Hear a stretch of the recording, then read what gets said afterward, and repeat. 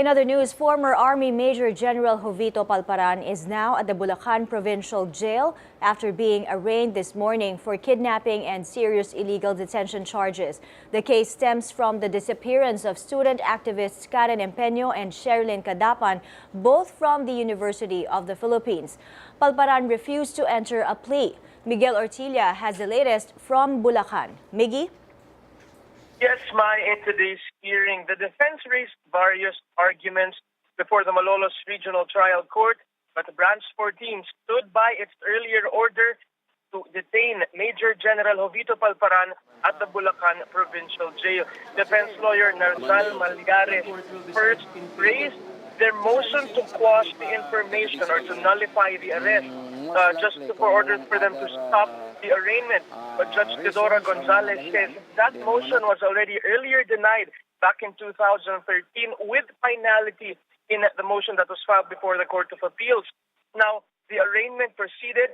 General Palparan did not give any plea, so the court presented a not guilty plea for him. Now, they then tackled the motion to stay detained at the National Bureau of Investigation office in Manila. Private prosecutor lawyer Edre Olalia says that it is unfair treatment for other detainees, also saying that it's the duty of government to ensure that detainees are safe in wherever detention facility they are decided to be brought to by the court.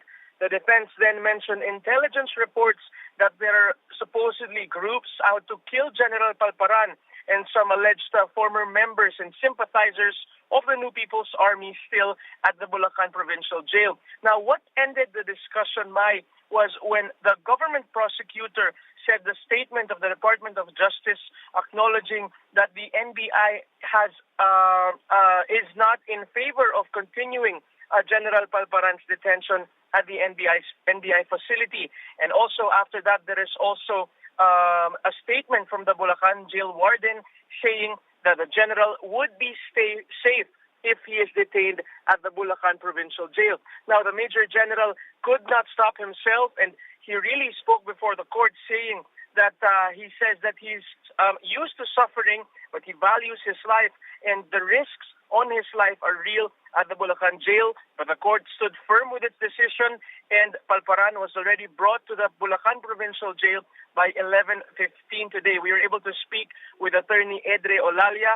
He says he calls this a legal victory for the mothers of the alleged victims of General Palparan. On the side of defense, attorney Narzal Malgares says they will immediately file a motion for reconsideration to have General Palparan detained at a different facility. Miggy, were witnesses against Palparan presented during his arraignment this morning? Okay, at this point, it's just the arraignment. So, the pre-trial is even scheduled on September 1st. Basically, the court just resolved some issues as regards to which to detain number one, and also the motions for the different sides, specifically of the defense to stop the arraignment. But again, the court resolved that probably the presentation of the witnesses would come after. But the other people accused, like for example, the custodian of the Limay Bataan detention facility of the armed forces and also one of the aides of General Palparan, today was already their last day to present evidence. Again, that's on the two other accused, but independently, as to General Palparan, the pre-trial is still set on September 1st. Fine?